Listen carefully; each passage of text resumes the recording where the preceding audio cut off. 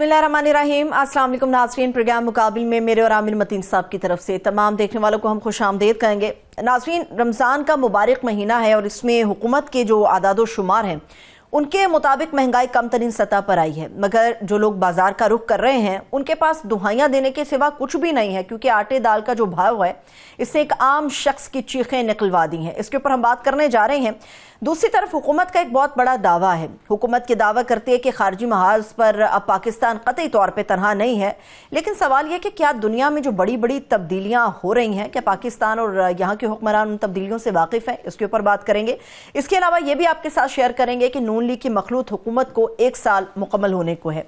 मुआशी अदम इस्तेहकाम को इस्तेहकाम दिलाने में कितनी बड़ी बड़ी कामयाबियां अब तक समेट सकी है ये मखलूत हुकूमत, इसके ऊपर हम बात करने जा रहे हैं। आमिर साहब, रमज़ान का महीना है और पहले 2 रोज़े खैरियत से गुजर गए हैं, लेकिन जो लोग तो बाजार का रुख कर रहे हैं उनके मुताबिक बहुत तकलीफ दे मामला है, महंगाई बहुत ज़्यादा है। लेकिन आज मैं अता तारड़ साहब को सुन रही थी, वो ये कह रहे थे कि कल प्राइम मिनिस्टर शहबाज शरीफ साहब बहुत बड़े बड़े जो मुस्बत मामलात हैं उनके ऊपर रोशनी डालेंगे और बताएंगे कि 1 साल में हमने क्या क्या चैलेंजेस थे जिनको फेस किया और क्या क्या कामयाबियां जो हमने समेटी। जी बिल्कुल, वो बताएंगे 1 साल की अपनी अचीवमेंट्स की, और हम भी बड़े ज़्यादा इंटरेस्टेड होंगे सुनने में, क्योंकि जो हमें ज़मीनी हक़ाइक़ नज़र आ रहे हैं, हमसे मुराद है पूरे मुल्क जो है, जो गवर्नेंस के मसाइल हैं, सिक्योरिटी के मसाइल हैं, महंगाई के मसाइल हैं, इकानमी के मसाइल हैं, वो उसकी जो दगरगूं सिचुएशन है, तो कैसे उसको क्या उसकी तशरीह करेंगे और कैसे उसके ऊपर वो जो है पॉलिश करके वो पेश करेंगे। तो हम भी बड़े इंटरेस्टेड हैं। मज़ीद जो मैं बहुत ज़्यादा इंटरेस्टेड हूँ कि आज ये हुकूमत की तरफ से दावा किया गया है कि 9 साल का रिकॉर्ड महंगाई का टूट गया है कि 1.5% जो है ना महंगाई पिछले साल के मुकाबले में कम तरीन सतह पे आई है। एक तरफ ये हुकूमत के ज़ाहिर है उन्होंने शुमारियात के फिगर्स दिए हुए हैं, मगर दूसरी तरफ जो है, जो रमज़ान के शुरू होने पे लोगों की चीखो पुकार आहकारी जो हो रही है, और जो रेट फूड स्टफ का ख़ास तौर पे वो चीज़ें जिससे कि आम सारिफ जो है रमज़ान के लिए बुनियादी अशिया की जो महंगाई आ गई है, जो सब्ज़ी का, फ्रूट का, बाकी अशिया के जो रेट्स आ रहे हैं, लोगों की चीखें निकल गई हैं। तो इसके दरमियान में जो तजाद है, सो हम वो दूसरे सेगमेंट में वो उसके ऊपर रोशनी डालेंगे। प्राइम मिनिस्टर से भी सुनना चाहेंगे कि वो उसकी क्या तोजी पेश करते हैं। पर मैं ज़रूर चाहूँगा कि साथ में हम बहुत ज़्यादा, क्योंकि अपने अंदरूनी मसाइल के अंदर फंसे रहते हैं और काफ़ी दफ़ा हमारे इश्यूज़ जो सियासत होती है वो इश्यूज़ से रिलेटेड नहीं होती जितनी कि जोड़ तोड़ पे होती है। तो बाहर की दुनिया में बहुत बड़ी तब्दीलियाँ आ रही हैं, बल्कि आप कह सकते हैं कि सदियों के निज़ाम जो हैं टूट रहे हैं। हम जिसे वेस्ट कहते थे, जो कि अटलांटिक अलायंस थी, कि अमेरिका और यूरोप की अलायंस जो है कम से कम सदी से फर्स्ट वर्ल्ड वॉर से आप शुरू भी करें तो ये एक ताउन चल रहा था, और सेकेंड वर्ल्ड वॉर बाद 75 साल से ये बिल्कुल नेटो बन गई। तो उसकी हैयत तब्दील होने जा रही है, तकरीबन हो गई है। तो उसके क्या असरात पड़ेंगे दुनिया पे? हम तो बड़ा छोटा मुल्क हैं, इसलिए हमारी वल्नरेबिलिटीज़ भी बड़ी ज़्यादा हैं। हमारे जैसे मुल्क क्या उस पर गौर फरमा रहे हैं कि हमें क्या तैयारियां करनी चाहिए, क्योंकि उससे बहुत ज़्यादा सवाल खड़े हो गए हैं। और दुनिया की तारीख में जो ये प्रेसिडेंट ट्रंप और ज़ेलेंस्की प्रेसिडेंट यूक्रेन के जो हैं उनके दरमियान जो स्पैट हुआ, और जिस तरह के बचगाना स्कूल के बच्चे आपस में लड़ाई करते हैं, इस हाईएस्ट लेवल पे टेलीविज़न के ऊपर कभी ये स्पेक्टिकल भी दुनिया ने ये नज़ारा नहीं देखा था। तो ये इसके बाद जो उसके असरात आए हैं, तो अमेरिका ने ये कह दिया है कि जनाब अगर आप उनकी टर्म्स पे जो रशिया के साथ डिस्कस कर रहे हैं, ज़ेलेंस्की अगर वो नहीं करते तो वो इसमें से आउट हैं। अगर वो आउट हो जाते हैं तो नेटो का क्या बनेगा?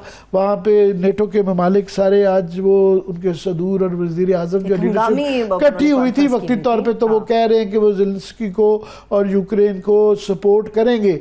मगर کیا وہ جو $250 ارب کا امریکہ دے رہا تھا اس کے بغیر کر پائیں گے؟ ان کی اکنامک ایڈ، ان کی ملٹری ایڈ، ان کی باقی ایڈ کے بغیر کیا یہ نیٹو کر پائے گی؟ پھر نیٹو کا کیا فیوچر ہوگا؟ یہ رہے گی نہیں رہے گی؟ یہ اگر اس کے ساتھ کوسچن آ گیا ہے کہ نیوکلیئر اس کا، کہ یہ 75 سال سے یہ P5 جسے کہا جاتا ہے کہ سیکورٹی کونسل کے 5 ممبران ہیں جن کے پاس نیوکلیئر وہ ہے، حالانکہ ہمارے جیسے بھی ملک انڈیا، پاکستان اور اسرائیل، نارتھ کوریا بھی آپ شامل کر لیں وہ ہے، مگر اس کے بعد کیا جب وہ کہہ رہے ہیں کہ اپنا خرچہ کریں گے تو جرمنی کے اندر سے بھی یہ بحثیں شروع ہو گئی ہیں، تو کیا جو ابھی تک وہ رکے ہوئے تھے کیونکہ ان کی سیکورٹی انشورڈ تھی نیٹو کی وجہ سے، تو وہ کیا اپنی راہ پہ گامزن ہو کے وہ بھی نیوکلیئر وہ کریں گے؟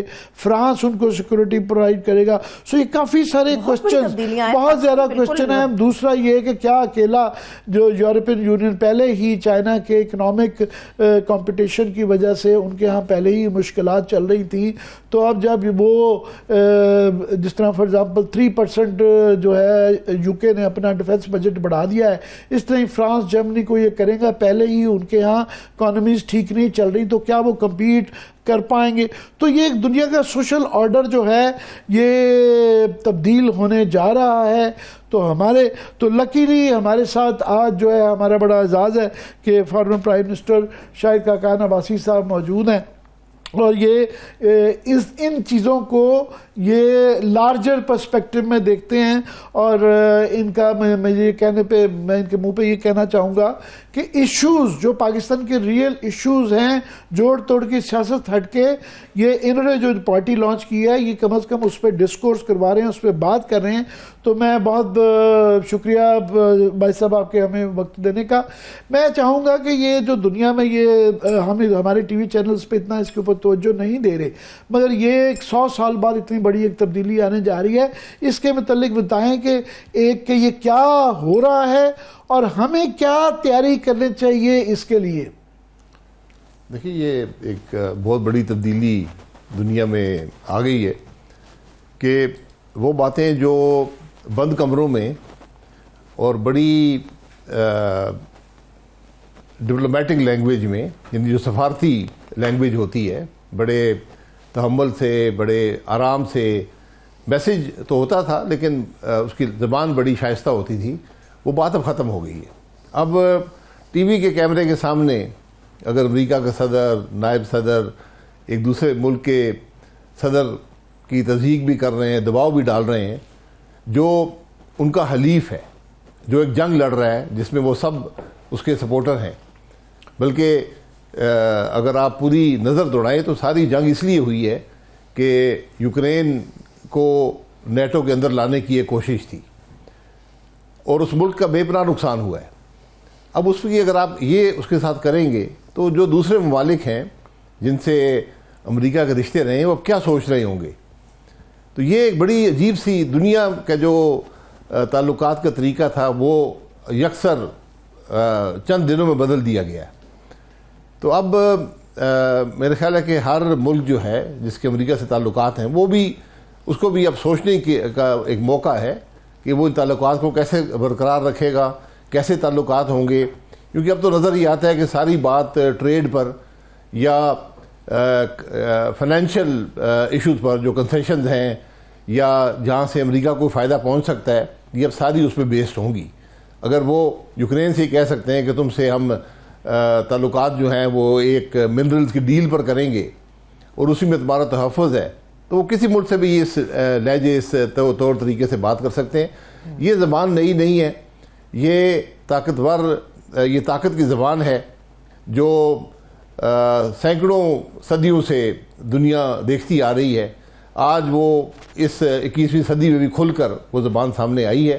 تو بہرحال ایک پورا ریسیٹ ہے۔ اتنی بڑی انٹرنیشنل شفٹس آ رہی ہیں تو اس میں کسی کی بھی باری آ سکتی ہے، کل کو ہمارے جیسے ملک کی بھی باری آ سکتی ہے کہ رانگ سائیڈ آف ہسٹری میں یا رانگ سائیڈ پہ ہمارا ایک قدم چلا گیا، تو یہ اس کے لیے تیار رہنا چاہیے۔ ہمیں کیا سوچنا چاہیے؟ جی بالکل بالکل، وہ تعلقات کا میں نے کہا کہ طریقہ جو ہے بدل گیا ہے، بلکہ آج ایک بڑا مزاحیہ سا کسی نے لکھا تھا لیکن اس کے اندر بڑا وزن ہے کہ ایک ملک کو امریکہ سے دعوت آئی کہ آپ آ کے وزٹ کریں وائٹ ہاؤس کا امریکن صدر سے ملنے کے لیے. تو اب ان کی جو وہاں پر اس ملک کا جو ایمبیسی ہے وہ پوری کوشش کرے کہ وزٹ نہ ہو, وزٹ کو کینسل کیا جائے. تو اس قسم کے معاملات پیدا ہو گئے. پہلے ایفرٹ کی جاتی تھی انویٹیشن لینے کی اور بریک فاسٹ میٹنگ کے اور ان کی اناگریشن کے خرید کے کئی لوگ وہاں پہ پہنچے. تو اب یہ ضرورت آ گئی ہے کہ جاتے میں ڈر رہے ہیں کہ ہمارے ساتھ بھی زیلنسکی ماڈل نہ ہو جائے. جی بالکل. تو اب دیکھیں اس کا حال یہ ہے کہ اپنے گھر کو مضبوط کریں. اگر آپ مضبوط ہوں گے تو یہ جو نیا ماحول ہے, تعلقات کا جو طریقہ ہے, اس کو آپ سہ سکیں گے, ورنہ یہ آپ کے لیے مشکل ہوگا. خاص طور پر پاکستان کے لیے, کیونکہ ہمارے تعلقات, ہم کولڈ وار میں امریکہ کے ساتھ ہی رہے. ہمارے چین سے بھی 1947 سے تعلقات ہیں جو سی پی کی وجہ سے بہت بڑھ گئے ہیں. اور ایک ہمیشہ سے یہ سوچ رہی ہے امریکہ کی طرف سے کہ یہ تعلقات یک طرفہ امریکہ کے ساتھ ہونے چاہیے, دوسرے ممالک کے ساتھ نہ ہوں. چین نے ہمیشہ یہ ایمفسائز کیا ہے کہ پاکستان کے پوری دنیا سے تعلقات ہونے چاہیے. یہ ایک طریقہ فرق ہے دونوں جو تعلقات ہیں دونوں ممالک کے درمیان. تو اس لیے پاکستان کے لیے اب ایک بڑا بیلنس کریٹ کرنا پڑے گا آپ کو, اور اس کے لیے اگر آپ کا گھر مضبوط نہیں ہوگا, آپ کے اندرونی مسائل حل نہیں ہوں گے, تو آپ یہ ان معاملات کو طے نہیں کر سکتے. اکنامک اور پولیٹیکل سٹیبلٹی ہمارے ہاں نہیں ہوگی تو آپ یہ کہہ رہے ہیں کہ ہم بڑے ولنریبل ہوں گے کسی قسم کی بھی کنٹینجنسی کو ہینڈل کرنے کے لیے. جی بالکل. آپ نے دیکھا کہ انہوں نے صدر زیلنسکی کو کہا کہ بھئی تم کیا باتیں کر رہے ہو, تمہارے تو ملک کے لوگ جو ہے وہ جنگ لڑنا نہیں چاہتے, وہ تو تمہیں وہاں پاپولر سپورٹ حاصل نہیں ہے, تم تو ڈکٹیٹر ہو. مطلب وہ انٹرنل پالیٹکس جو ہے وہ بڑی کرٹیکل ہو گئی ہے ان معاملات کے اندر. پہلے ڈپلومیٹکلی کہا جاتا تھا بیگرز کانٹ بی چوزرز, انہوں نے منہ پہ بالکل صاف کہا کہ you don't have any cards, تمہارے پاس کوئی کارڈ نہیں ہے, تم وہی کرو گے ہمارے مطابق. مائی وے اور ہائی وے کروڈلی کہا گیا. جی دنیا کے میڈیا کے سامنے اگر دیکھیں بند کمرے میں بات ہو تو اور ہوتی ہے, پبلک نالج میں نہیں آتی, یہاں پر تو پبلکلی کہہ دیا. تو اس لیے پاکستان کو ذرا بڑا سیریس ری تھنک کی ضرورت ہے کہ اب ہم کیسے ان معاملات کو ٹیکل کریں گے. جی بالکل. میں اس لیے بھی ہمارے لیے, اور میں ایک آخری اس پہ سوال کر لوں, کیونکہ ہمارے ہاں جو گورنمنٹ کی جو تبدیلی ہوئی تھی اس کے اندر یوکرین میں عمران خان کا جانا بہت ہی اہم تھا, اور اس وقت جو رشیا میں جانا یوکرین کے ایشو کے اوپر وہ ایک بہت بڑا مسئلہ بنا تھا کہ اس وقت جو بائیڈن کی پالیسی تھی وہ اب ٹرمپ کی اس سے بالکل اپوزٹ ہو گئی ہے.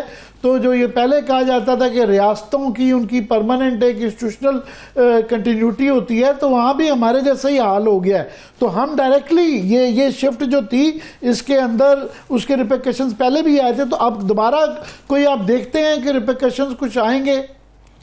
دیکھیں وہ تو اس وقت ہو گیا, لیکن یہ بات بھی آپ کے خلاف استعمال ہو سکتی ہے, اب الٹے طریقے سے ہو سکتی ہے. تو اس لیے اور میں آپ سے ضرور کہوں گا کہ جو آج یورپ اور امریکہ کے تعلقات ہیں اس کا بھی ہم پہ اثر پڑے گا, جو ان تعلقات میں جو زوال آیا ہے. کیونکہ اور یہ اگر آپ تاریخ کو دیکھیں تو 1935 سے 1940 تک اسی قسم کی ریلیشن شپ امریکہ اور یورپ کی, اور یورپ کے اندر بھی اسی قسم کی ریلیشن شپ اس وقت, یعنی جہاں پر آج روس ہے وہاں جرمنی تھا اور روس دوسری طرف تھا. تو اس قسم کے حالات جو اندرون حالات ہیں یورپ کے وہ بھی اب بڑے سنجیدہ ہو گئے. جی ریپیکیشنز میں تو یہ ہے کہ فار ایگزامپل جو 25% ٹیرف جو یورپ پہ وہ جو لگانے جا رہے ہیں, تو ظاہر ہے وہ جو ہمیں جی ایس پی پلس ہے تو وہ بھی اپنی کافی ساری پالیسیز وہ کریں گے. جس طرح آلریڈی ہمارے 43 یو ایس ایڈ بند ہونے کی وجہ سے پروجیکٹ جو ہیں سفر کر رہے ہیں. کل کو امریکہ کی طرف سے بھی جو بھی کئی کنسیشنز ملتی ہیں تو ٹیرف بڑھ سکتے ہیں. تو ہمارے پاس تو روم ٹو مینوور ہی بڑا تھوڑا ہے اکنامکلی. جی بالکل بالکل. ہمیں ان سب چیزوں کے لیے تیار رہنا چاہیے, اور لیکن اس کی بنیادی ضرورت یہ ہے کہ اپنے گھر کو مضبوط کریں, اپنے اختلافات دور کریں, جو ملک کے اندر نفاق ہے یہ ختم کریں, اور ملک میں اتفاق پیدا کریں۔ میں اب چاہوں گا کہ یہ مہنگائی کے حوالے سے اور رمضان کے اندر جو کہ بڑا یہ ایک عام آدمی ہے، اور ایون ہم نے دیکھا ہے کہ یورپین لنڈن میں بھی کئی دفعہ وہ سٹورز جو ہیں اپنے ریٹ کم کر دیتے ہیں کہ رمضان آ گیا ہے۔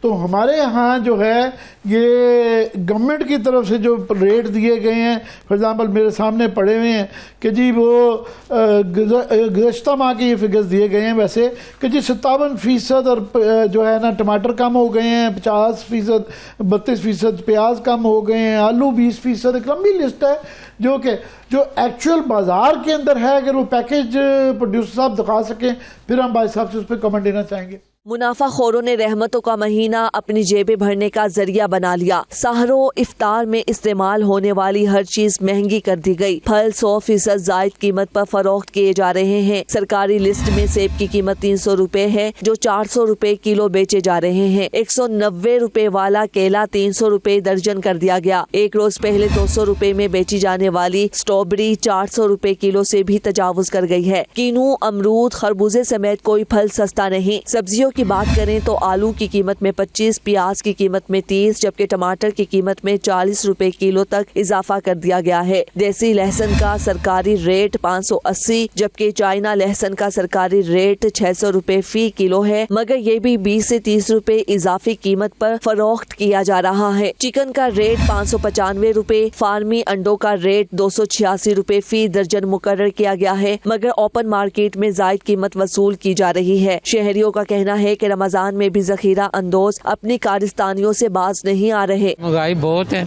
عام بندے کی پہنچ سے ہر پھل سبزی سب دور ہے۔ یہ بجلی کے بل، پانی کے بل، گیس کے بل اللہ ہی بچائے۔ یہ حکومت کو کوئی عقل لینی چاہیے۔ دیکھو جو چیز لینے جاتے ہیں وہ ڈبل ہوتی ہے قیمت۔ غریب عوام پھل نہیں کھا سکتے۔ دیکھو 400 روپے 300 روپے 1300 غریب آدمی کھائے گا، 50,000 والا بھی نہیں کھا سکتا۔ کنوں 400-500 روپے درجن کوئی نہیں کھا سکتا، غریب آدمی نہیں کھا سکتا۔ شہریوں نے مطالبہ کیا ہے کہ مہنگائی پر قابو پانے کے سخت اقدامات کیے جائیں۔ یہاں پہ عامر صاحب جو ریٹ بتا رہے ہیں نا، اس سے بھی کئی گنا زیادہ ہیں، اس سے بھی جی یہ 92 چینل کا آپ نے آج سروے یہ والا دیکھا۔ بھائی صاحب مجھے ایکسپلین کریں کہ یہ جو 9 سال کا وہ کہہ رہے ہیں مہنگائی کا ریکارڈ ٹوٹ گیا اور زمینی حقائق جو ہیں اس سے بالکل مختلف ہیں، تو یہ تضاد کیوں ہے، کیسے ہے؟ دیکھیں میں معذرت سے کہوں گا، ہماری جو مہنگائی ہوتی ہے اس کا کسی مہنگائی ہوتی ہے یا نہیں ہوتی اس کا حکومت کی پالیسی سے بہت کم تعلق ہوتا ہے۔ ہم تقریباً ہر چیز امپورٹ کرتے ہیں، ہم پیٹرول بھی امپورٹ کرتے ہیں، ہم خوردنی تیل بھی امپورٹ کرتے ہیں، ہم چائے بھی امپورٹ کرتے ہیں، ہم کبھی گندم بھی امپورٹ کر لیتے ہیں، کبھی چینی بھی کر لیتے ہیں۔ اس لیے اگر جب آپ کا ڈالر کا ریٹ جو ہے وہ بڑھے گا، ڈالر مہنگا ہوگا تو یہ سب چیزیں مہنگی ہو جاتی ہیں۔ خاص طور پہ پیٹرول کی قیمتوں کا بڑا سیریس افیکٹ آتا ہے انفلیشن پر۔ انفلیشن شرح ہوتی ہے مہنگائی کی، اس کا مہنگائی کی یعنی بنیادی قیمت سے تعلق نہیں ہوتا، ایک شرح ہے مہنگائی کی۔ تو پچھلے جب تیل 120 روپے پہ جاتا ہے تو آپ کی شرح جو ہے وہ 20% کراس کر جاتی ہے، 30 کے قریب چلی جاتی ہے۔ آج کل وہ 70 کے قریب ہے تو آپ کی شرح گر گئی ہے۔ اس میں حکومت کا کوئی، میں معذرت سے کہوں گا، کوئی ایسی پالیسی مجھے حکومت نہیں دکھا سکے گی جس سے قیمتوں میں کمی آئی ہے۔ جو بازار کی قیمتیں ہیں یہ ہم دیکھ رہے ہیں آج ایک 12 مہینے جو سال کا فگر ہوتا ہے اس کے ایک پوائنٹ کو، یعنی اس کے اندر ایک ہفتے یا ایک مہینے کی جو پرائسز ہیں آپ ان کو دیکھ رہے ہیں۔ اور دوسری بات یہ ہے کہ جو پرانا نظام تھا ایڈمنسٹریٹو کنٹرول پرائسنگ کے، وہ اب نہیں ہو سکتے۔ وہ پرائسنگ جو کنٹرول کی بات کرتے ہیں کہ یہ فلانی پرائس ہے، وہ ایک لو کوالٹی مال کی قیمت آپ کو دے دیتے ہیں کہ جی یہ پرائس ہے، تو اس پہ وہ مال بک نہیں سکتا۔ تو یہ آپ کو مکمل طور پہ ایڈمنسٹریٹو پرائسنگ سے سپلائی ڈیمانڈ کی جو پرائسنگ ہے، جو صحیح طریقہ ہے پرائسنگ کا، جب کسی چیز کی بھی سپلائی کم ہو جائے گی، ڈیمانڈ زیادہ ہوگی، اس کی قیمت بڑھ جائے گی۔ یہ ویسے آپ تو ڈیل کرتے رہے ہیں کیونکہ فائنینس کو بھی بہت بہتر سمجھتے ہیں, پرائم منسٹر رہے ہیں ظاہر. شماریاتی ادارے کا جو یہ طریقہ کار بھی, یہ جو پیمانہ ہوتا ہے یہ مہنگائی کو جج کرنے میں, اس کے اندر اشیاء خورد و نوش کی ویٹیج کئی دفعہ اس طریقے سے ہوتی ہے کہ وہ ریفلیکٹ نہیں کرتی, اس کی کم ہوتی ہے. اس طرح کرائے, مکانوں کے کرائے کی ویٹیج بڑی زیادہ ہے, کئی ایسی چیزیں جن کا اتنا زیادہ ایکوریسی کے ساتھ جو ہے وہ آپ اندازہ نہیں لگا سکتے. تو یہ اس کی وجہ سے بھی, یہ بھی سسٹم کی وجہ سے بھی یہ ایشو ہے.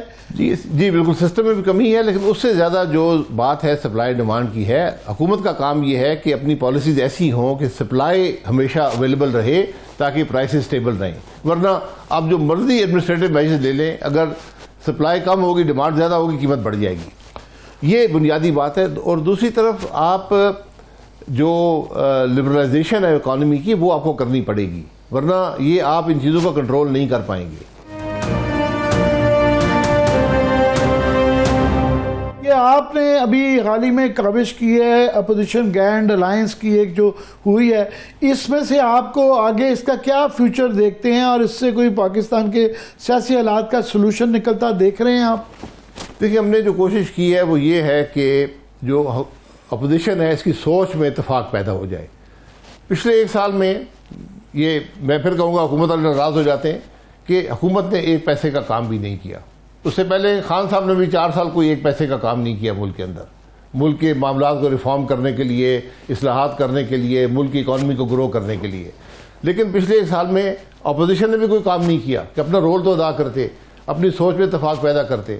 تو ہم نے یہ کوشش کی ہے کہ جہاں پر اپوزیشن کی جماعتوں کے آپس میں اختلافات بھی ہیں, تحفظات بھی ہیں, وہ ایک طرف رکھ کے کم از کم آئین کی بالادستی اور قانون کی حکمرانی ان 2 نکات پر اکٹھے ہو جائیں, اور پھر اپنی اپوزیشن کے جو دیگر ان کے تحفظات ہیں وہ دور کریں, اور ایک متفقہ سوچ ہو اپوزیشن کی, ایک آلٹرنیٹ پالیسی دے سکے, پارلیمان کے اندر, پارلیمان سے باہر اپنا اپوزیشن کا جو حقیقی رول ہے وہ ادا کر سکے. تو آپ کا اس کا دیکھ رہے ہیں کہ یہ کوئی فارمل پولیٹیکل الائنس بن سکتی ہے کسی سٹیج پہ؟ جی بالکل, وہ نام میڈیا نے اس کو گرینڈ الائنس کا دے دیا ہے, تو لوگوں کی توقعات ذرا گرینڈ کے لفظ سے بڑھ جاتی ہیں. لیکن یہ پاسبلٹی ہے کہ ایک اپوزیشن کا الائنس میں ہے کہ تقریباً یہ نوابزدہ نصر اللہ صاحب کے بعد جو ہے پہلی دفعہ تمام ہی اس کے اندر جو ہے قومیت پرست پارٹیاں بھی ہیں, اور جماعت اسلامی کی بھی آگی, گو کہ فارملی مندوب کے طور پہ یہ JU آئی, مگر تمام مذہبی اور قومیت پرست پارٹیاں ساری ہی موجود. اتنا بڑا گرینڈ الائنس تو بڑے عرصے بعد ہوا ہے. جی سر, یہ ایک کانفرنس تھی تو اس کے اندر سب نے شرکت کی ہے, لیکن یہ جو بات ہے صرف اس نقطے پر ہے کہ قانون کی بالادستی ہونی چاہیے, رول آف لا ہونا چاہیے, اس کے بغیر ملک آگے نہیں چلے گا.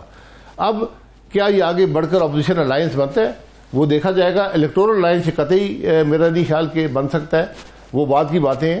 لیکن اس وقت ضرورت ملک کی یہ ہے کہ اپوزیشن کی جماعتیں کو سوچ میں اتفاق ہو, اور وہ ملک کے معاملات میں اپنا ایک آلٹرنیٹ جو پالیسی, آلٹرنیٹ ویو پوائنٹ ضرور دے سکے. ٹھیک ہے سر, مجھے یہ بتائیے گا کہ پیپلز پارٹی کہنے کو تو وہ ابھی بھی کنسیڈر اپنے آپ کو اپوزیشن میں ہی کرتے ہیں, اور لیکن نون لیگ کی تو مخلوط حکومت ہے, یہ ہم سب جانتے ہیں. پیپلز پارٹی بھی کافی زیادہ ناراض رہتی ہے. کسی سطح پہ آپ لوگ سوچتے ہیں کہ جب اپوزیشن ساری اکٹھی ہو رہی ہے تو پھر پیپلز پارٹی سے بھی بات کر کے دیکھ لیتے ہیں, ان کی ناراضگی کی وجہ کیا ہے؟ نہیں, پیپلز پارٹی کی ناراضگی کی کوئی بھی وجہ ہوگی, لیکن پیپلز پارٹی جو ہے وہ ایک نئی ڈیفینیشن ہے اپوزیشن کی.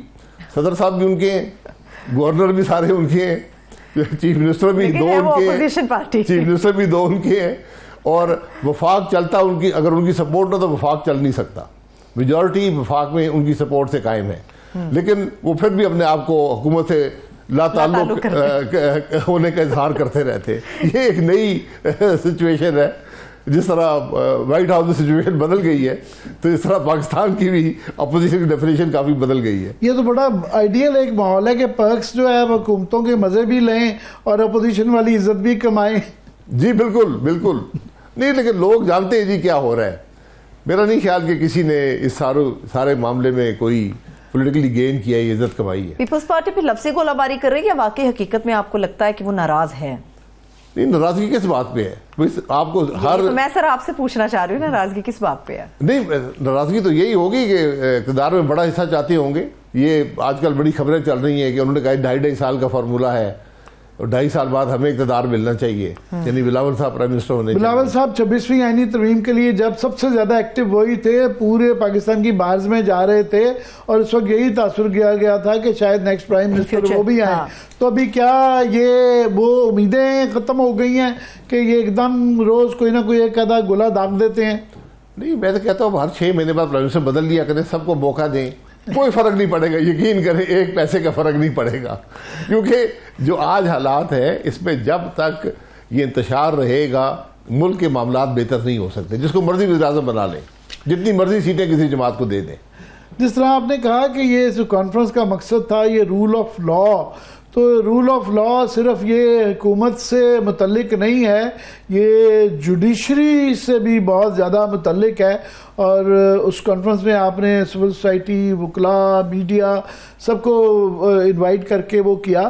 تو کوئی آپ دیکھتے ہیں کہ یہ جو وہاں پہ آپ کی تقریریں ہوئیں تو کوئی جوڈیشری اس کا کوئی نوٹس لے رہی ہے؟ کیونکہ ہمیں کوئی ٹھنڈی ہوائیں وہاں سے دور دور تک نہیں نظر آ رہی انٹرنلی جوڈیشری کی طرف سے۔ دیکھیں جوڈیشری تو رہی نہیں ہے نا، 26ویں ترمیم کے بعد جوڈیشری کی جو اختیارات تھے وہ ختم ہو گئے۔ یعنی آپ یہ سوچ لیں کہ ایک وزیر اعظم ہو جو جس کا نام تو وزیر اعظم ہو، لیکن نہ وہ اپنے کابینہ کے ممبران وہ سلیکٹ کر سکے، نہ کابینہ کے اندر وہ بیٹھ سکے، وہاں فیصلے کر سکے، نہ ہی وہ خود کسی بات کا نوٹس لے سکے۔ اس کے بعد کیا رہ گیا؟ آج چیف جسٹس ہے، آپ نے بالکل چیف جسٹس کو ان کے تمام اختیارات لے لیے ہیں۔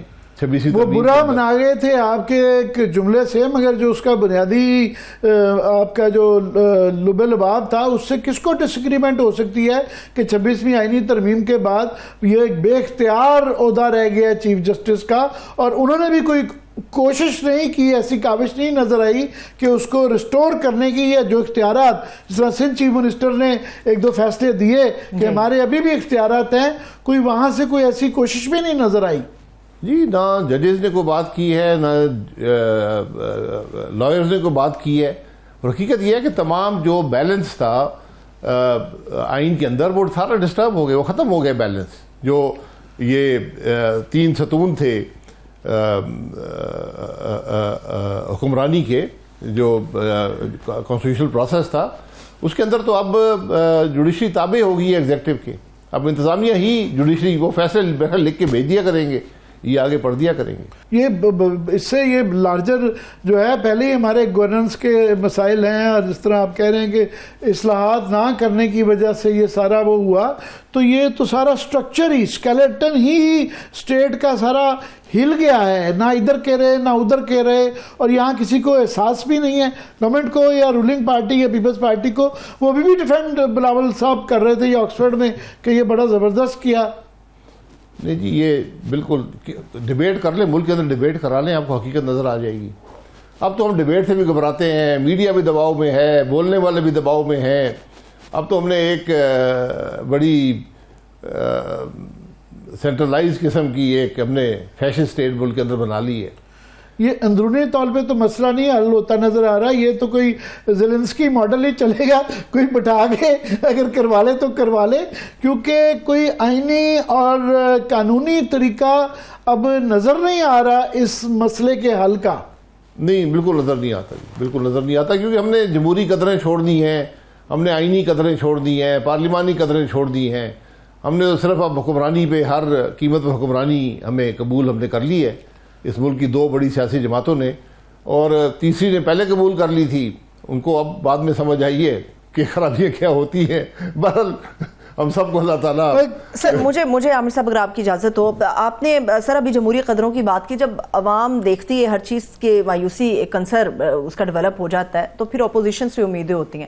اپوزیشن جب بھی اکٹھی ہوتی ہے ایک امید جاگتی ہے کہ شاید اب جمہوریت کا راستہ یا اس کی بحالی کا راستہ جو ہے وہ شروع ہوگا، لیکن پھر اچانک سے ایک بہت ہی لمبی خاموشی آ جاتی ہے، اور ایون دو کہ آپ لوگوں کی جو کانفرنس ہوئی، اعلامیہ بھی جاری ہوا، کہیں پر بھی کوئی خد و خال بھی واضح نہیں ہوئے۔ کیا پلان ہے آپ لوگوں کا؟ جلسے کریں گے، جلوس نکالیں گے، ریلیاں کریں گے، پرامن واک ہوگی، اپوزیشن کرے گی کیا؟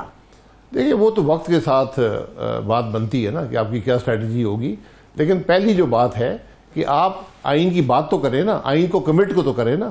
آج جو بڑی جماعت اپوزیشن میں ہے، جو پی ٹی آئی ہے، اس کے اپنے 4 سال کی جو پرفارمنس ہے وہ کوئی زیادہ حوصلہ افزا نہیں ہے آئین کے حوالے سے، رول آف لا کے حوالے سے، بلکہ جتنی میں سمجھتا ہوں اس عرصے میں آئین کی بے توقیری، پارلیمان کی بے توقیری ہوئی ہے، شاید اس سے پہلے تاریخ میں نہیں ہوئی تھی.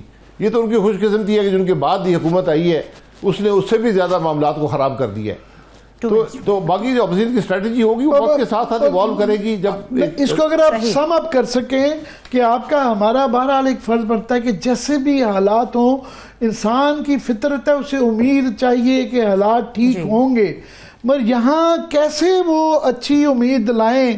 مطلب جس طرح ہم تاریخ کے اسٹوڈنٹ دیکھتے رہیں گے ورلڈ وار سیکنڈ میں چرچل جو ہے برے ترین حالات میں بمبارڈمنٹ ہو رہی ہے اور وہ کہہ رہے تھے کہ نہیں ہم اس میں سے نکل آئیں گے. کیسے لوگوں کو امید کی کرن دلوائیں بھائی صاحب؟ دیکھیں، جب تک کہ اس ملک میں آئین کی بات کرنے والے، رول آف لا کی بات کرنے والے لوگ موجود ہیں تو امید ہے. جب یہ لوگ ختم ہو گئے، جب یہ آواز دب گئی تو پھر امید ختم ہو جائے گی. بہت بہت شکریہ شاہد خان عباسی صاحب. اللہ کرے یہ امید باقی رہے اور اس طرح ہی کچھ مزاحمت کا یہ سلسلہ جاری رہے. بہت شکریہ، تھینکس سو مچ. شاہد خان عباسی صاحب ہمارے ساتھ موجود ہے. ایک چھوٹا سا بریک لیتے ہیں، بریک سے واپس آئیں گے تو پاکستان کی جو اکانومی ہے اس کے اوپر مفصل گفتگو ہوگی. Stay with us. الرحمن الرحیم. بریک کے بعد ایک مرتبہ پھر سے خوش آمدید کہیں گے. پاکستان کی اکانومی کے اوپر چونکہ بات کرنے جا رہے ہیں اور ماہر معیشت ڈاکٹر شاہد حسن صدیقی صاحب بھی ہمارے ساتھ موجود ہیں. ڈاکٹر صاحب بے حد شکریہ آپ کے قیمتی وقت کے لیے. عامر صاحب، ڈاکٹر صاحب کی طرف جاتے ہیں، بلکہ یہ سوال اگر آپ مناسب سمجھیں. میرے پاس اس وقت جو 3-4 خبریں ہیں وہ ساری کی ساری یہ بیان کر رہی ہیں کہ جی ٹیکس کا شارٹ فال ہے، چوری روکنے کا مطالبہ ہے. IMF کے ڈیلیگیشن نے یہ بتایا کہ جی ان کی شرائط بھی پاکستانی گورنمنٹ نے پوری نہیں کی. تو یہ ہمارے استحکام کی اشارے ہیں یا عدم استحکام میں متزلزل ہمارا یہ سلسلہ؟ یہ آپ ایک سنکی قسم کی خاتون ہے اور اپنی مرضی کی چن کے یہ خبریں ساری جو ہے نا منفی قسم کی لے آتی ہیں. میں چاہوں گا، میں صدیقی صاحب سے انڈرسٹینڈ کرنا چاہوں گا. صدیقی صاحب گورنمنٹ کو سنیں. وہ کہتے ہیں کہ جناب ایکسپورٹس ہماری 10% ہو گئی ہیں، 33% جو ہیں ریمیٹنسز بڑھ گئے ہیں، ترسیلات ریکارڈ بڑھ گئے ہیں، اور پھر مہنگائی جو ہے 1.5% پہ آ گئی ہیں. اور کل I am sure prime minister جو ہے اس کا بہت زیادہ اس کو سیلیبریٹ بھی کریں گے. کیا ہماری واقعی مشکلات ختم ہو گئی ہیں؟ بہت شکریہ آپ کا. عام نکات اٹھائے ہیں آپ دونوں نے. میں صرف آپ سے یہ عرض کر دوں کہ یہ جو عارضی استحکام نظر آ رہا ہے، عارضی، یہ پاکستان کی معیشت کی قیمت پر ہے، پاکستان کے کروڑوں عوام کی قیمت پر ہے، اور پاکستان کی سلامتی کی قیمت پر ہے. میں ابھی آپ کو اعداد و شمار جو حکومت کے ہیں ان سے بالکل یہ ثابت کر سکتا ہوں میرا اسٹیٹمنٹ. نمبر 1، دیکھیے بنیادی بات، اب جو کچھ خوفناک باتیں بھی ہو رہی ہیں جو میں نے کبھی خواب میں بھی آپ نے اور ہم نے نہیں سوچی تھی. اس وقت ایک میں آپ کو فگر دوں کہ جو پاکستان کی ٹوٹل GDP ہے پورے پاکستان کی، اس کا 50% تقریباً بینکوں کے ایسٹس ہیں، 50%. اور یہ جو بینکس ہیں ان میں سے 80% جو ان کے ایسٹس ہیں ان لوگوں کے پاس ہیں جو غیر ملکی ہیں، 80%، 80%. تو 50% GDP ان لوگوں کے پاس چلا گیا، 80%. انہوں نے کیا کیا ہے یہ بھی میں آپ کو بتا دوں کہ اس وقت جو صورتحال ہے میرے پاس وہ یہ ہے کہ بجٹ خسارہ جو ہمارا ہوتا ہے، جو کرپشن کی پیداوار ہوتا ہے، ٹیکس کی چوری کا ہوتا ہے، شانہ اخراجات کا ہوتا ہے، اس کا 99% یعنی تقریباً 100% بینکوں نے بجٹ خسارے کو پورا کیا ہے. اور کہا جی ہم سے سرمایہ کاری لے لیں، ہم کرتے ہیں.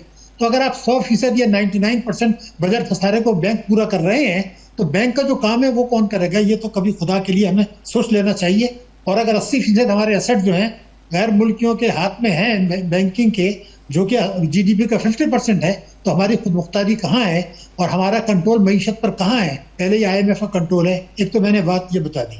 دوسرے، بالکل میں ذمہ داری سے بتا رہا ہوں کہ مہنگائی میں جو کمی ہوئی ہے اس کو غلط طریقے سے کہا جا رہا ہے. اس کا مطلب حکومت یہ کہہ رہی ہے، عام آدمی کے لیے میں بتا رہا ہوں کہ مہنگائی میں اضافے کی شرح کم ہوئی ہے. یہ نہیں کہہ رہے مہنگائی کم ہوئی ہے. یعنی اگر آپ دیکھیے کہ دسمبر میں 4.9 تھی مثال کے طور پر، اور یہ جو ہے دسمبر میں 4.1 ہو گئی، اب 2.4 ہے. ان کا کہنے کا مطلب یہ ہے کہ اضافے کی رفتار کم ہوئی ہے، مہنگائی کم نہیں ہوئی. یعنی 100 روپے کی چیز اب 102 کی ہے، پہلے 109 کی ہوا کرتی تھی. لیکن جو اہم بات ہے جس کا تعلق پاکستان کی سلامتی سے ہے، میں بار بار ایک ہی کہہ رہا ہوں کہ کبھی خدا کے لیے یہ تو دیکھ لیں کہ یہ مہنگائی کم کس طریقے سے ہوئی ہے. دیکھیے 23,000 ارب روپے کے ڈپازٹ ہیں ان لوگوں کے، 23,000 ارب روپیہ جو بینکوں میں بچت کھاتے ہیں اور جو ٹرم ڈپازٹ ہیں 3 مہینے 6 مہینے سال سے اوپر. آپ بھی اپنا اکاؤنٹ چیک کر لیں، ناظرین بھی چیک کر لیں. ان کو نے جون 2024 میں صرف بچت کھاتوں کا میں بتا رہا ہوں 20.5% منافع ملا تھا. اب منافع ان کو مل رہا ہے 10.5%. یعنی اوسط اگر لگا لیں 23,000 ارب کے جو لوگ ہیں، لاکھوں لوگ، ان کو کوئی 2,300 ارب روپیہ سالانہ منافع کم دیا گیا ہے. تو اگر مہنگائی کی اضافے کی شرح کم ہوئی ہے تو ان کی زندگی تو آپ نے اجیرن کر دی.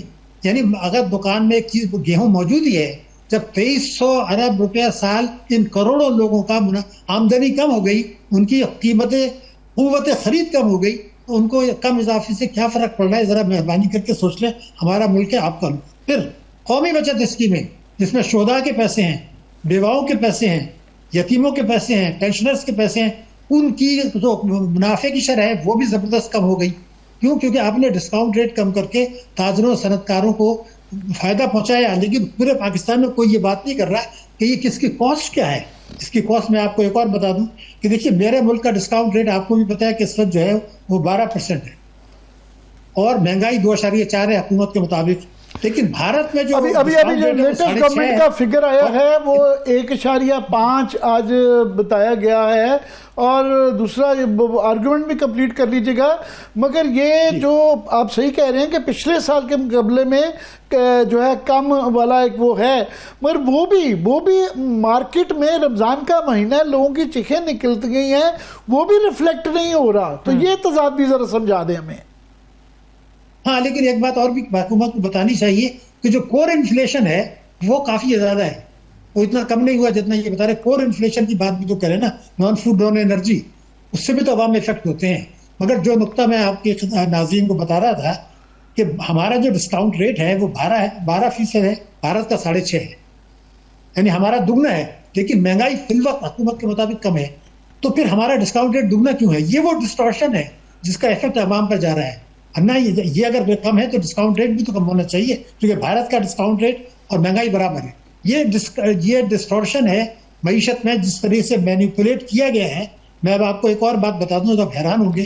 تو میرا ایک سوال پیدا ہوتا ہے میرے ذہن میں کہ پاکستان میں جو ہے تقریباً 90 لاکھ آدمی ایسے ہیں جن کو اللہ نے اتنی آمدنی دی ہے کہ وہ ریٹرن فائل کریں، وہ فائل نہیں کر رہے ہیں. یہ حکومت کے اعداد و شمار ہے بالکل واضح طور پر. تیسری بات یہ کہ کیش کا کاروبار پاکستان میں ہے. میں نے ابھی دیکھی ہے کہ کیش اور جی ڈی پی کا جو تناسب ہے وہ پاکستان میں 35% ہے، بنگلہ دیش میں 15 اور بھارت میں 16، یعنی دگنا. تو آپ تو کیش کا کاروبار کر رہے ہیں، معیشت ڈاکومنٹ ہی نہیں کر رہے ہیں، تو پھر ٹیکس کہاں سے آئیں گے؟ ایک بات. دوسرے کہ پراپرٹی کا ایک بڑا اہم مسئلہ ہے. کئی ہزار ارب روپیہ چوری کا، رشوت کا، ڈرگ کا پیسہ پراپرٹی میں لگا ہوا ہے. ابھی ایف بی آر نے ویلیویشن کہا ہے ہم نے بڑھا دی ہے. میں ریکارڈ میں بتا رہا ہوں کچھ کی جگہ انہوں نے ویلیویشن کم کر دی ہے، پڑھائی نے کم کی ہے. میرا سوال جو ہے وہ وزیر خزانہ سے بھی ہے اور جو ان سے بھی ہے کہ بھائی اگر میں ایک 10 کروڑ کی پراپرٹی بیچتا ہوں آج جو میری جائز آمدنی کی ہے تو وہ رجسٹری ہوگی اس کی 3.5 کروڑ کی. تو میں جو 6.5 کروڑ روپے میرے جائز کمائی کا ہے میں اس کو گدا گاڑی میں رکھ کے کہاں جاؤں گا کہ اس کو ملک سے باہر بھیجو؟ کیا کرو؟ میں تو پکڑا جاؤں گا. لیکن جس نے خریدی ہے اس کے 6.5 ارب رشوت کے چوری کے پیسے وائٹ ہو گئے اور آپ اس کی ویلیویشن کو جو ہے وہ اتنا کم رکھ رہے ہیں اور یہ برابر لانے کے لیے تیار نہیں ہے. انقلاب آ جائے گا ملک میں، ریولوشن آ جائے گی. پی ٹی آر جو بہت نعرے لگاتا ہے، پی ٹی آئی کے منشور میں یہ لکھا ہے کہ جو مالکیت مارکیٹ ویلیو سے کم ہوگی میں اس کو قومی ملکیت میں لے لوں گا. میں ایک تجویز دیتا ہوں آپ کے سے، آپ یہ کہنا ہے کہ جب بھی 1.5 کروڑ روپے سالانہ سے زیادہ کوئی پراپرٹی بکے، کوئی بھی، وہ ایڈورٹائزمنٹ حکومت اخبار میں دے کہ یہ میں بیچ رہا ہوں. کسی بھی آدمی کو یہ اختیار ہو کہ وہ اپنے جائز پیسے سے 15% دے کے خرید لے تو پھر یہ دھندا ختم ہو جائے گا.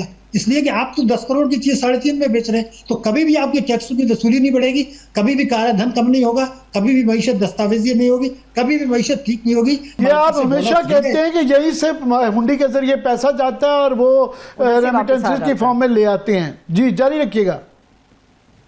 جی مگر 2 باتیں میں نے اضافی بتائی ہیں. ایک تو یہ کہ ریمیٹنسز سے افراط زر بڑھتا ہے. دوسرا یہ کہ جب آپ $1 لاکھ یہاں آتا ہے تو اس پر ٹیکس فری ہوتا ہے. تو میں جو ہمارے کارکن بھیج رہے ہیں میں تو ان کو سلام کرتا ہوں، ان کو ٹیکس فری دیں देखिए बड़ी रेमिटेंस क्विकली डॉक्टर साहब, जो बैंक पब्लिक से लेती है, हुकूमत जो है डॉलर्स खरीदती है, उसके असरात। देखिए जब डॉलर खरीदेंगे तो अब मुझे तो बिल्कुल, मैं रिकॉर्ड पे बताना चाहता हूँ, मुझे खौफ है कि अब डॉलर के मुकाबले में रुपए गिरना शुरू हो जाएगा। आप देख लीजिएगा, अब ये जो होना था हो गया। महंगाई भी जितनी गिरनी थी गिर गई, अब ये आहिस्ता आहिस्ता बढ़ेगी। रुपए की कदर भी इसलिए कि आपकी इंपोर्ट्स 1.5 गुना है आपकी एक्सपोर्ट से, 1.5 गुना। तो ये जो 1.5 गुना का फर्क आ रहा है 20 अरब डॉलर का, ये कहाँ से पूरा होगा जबकि आपको डेट सर्विसिंग भी करनी है। ये एक इतना बड़ा अजदहा हमारे मुल्क के ऊपर बैठा हुआ है, डेट सर्विसिंग करनी है, तिजारती खसारा जो आपका है वो इंपोर्ट दुगनी है, ये उसकी बात ही नहीं करते। रेमिटेंसेस में से माइनस करके कहते हैं जी करंट अकाउंट डेफिसिट। अरे भाई रेमिटेंसेस इसलिए तो नहीं आती, आप तिजारती खसारे को बात करें कि इतना बड़ा तिजारती खसारा कैसे पूरा होगा। और ये अजदहा है, फिर मार्केट से आप डॉलर खरीद लें, इंपोर्ट्स तो एक्सपोर्ट बढ़ नहीं रही हैं, तो आपका ग्रोथ रेट इतना स्लो है कि हुकूमत नहीं तस्लीम कर रही है कि 1.5 करोड़ लोग जो पहले गरीब नहीं थे वो अब गरीब गुर्बत से लकीर से नीचे चले गए हैं। 9.5% गुर्बत बढ़ी, बेरोजगारी बढ़ी है, 9.5% से ज्यादा लोग बेरोजगार हैं। 26 मिलियन से बच्चे। डॉक्टर साहब 11% में फिगर चला गया है बेरोजगारी का, और ये जो जाहिर है गवर्नमेंट डॉलर भी इसकी वजह से ऊपर जाता है जब गवर्नमेंट खुद ही खरीदने जा रही है। बहुत बहुत शुक्रिया, दोबारा आपको तकलीफ देंगे। बहुत शुक्रिया डॉक्टर शाहिद हसन सिद्दीकी साहब हमारे साथ मौजूद थे। आमिर साहब आपका भी शुक्रिया। इजाज़त दीजिए, अपना बहुत सा ख्याल रखिए। खुदा हाफिज़।